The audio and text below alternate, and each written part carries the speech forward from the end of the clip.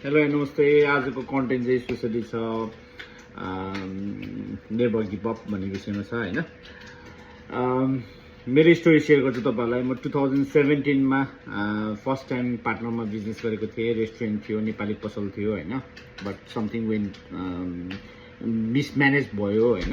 त्यही भएर मेरो पर्सनलले चाहिँ अरु पार्टनर दाइहरु साथीहरुको चाहिँ हैन, मेरो पर्सनलले चाहिँ म एकदम कोल्याप्स भए हैन। ड्यु टु मेरो आफ्नै रिजनले गर्दाखेरि है, नट अदर्स हैन। आफ्नै रिजनले डिसिजन त आफूले लिने हो नि त सबै कुरा हैन।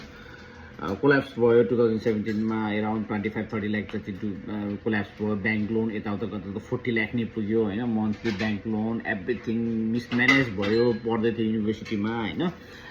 कलेजको रिपोर्ट बुझाउनेदेखि लिएर एभ्रिथिङ डामाडोल भयो।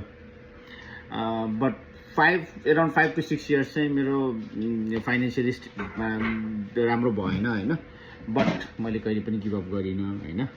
अनि फेरि कम ब्याक गरेँ मैले अहिले हैन। अहिले चाहिँ हाम्रो सोल्टी मार्ट मोमोदानीमा छ। सोल्टी मोमो दुईटा पसल छ हैन, मोमोदानी र आमाजोनमा।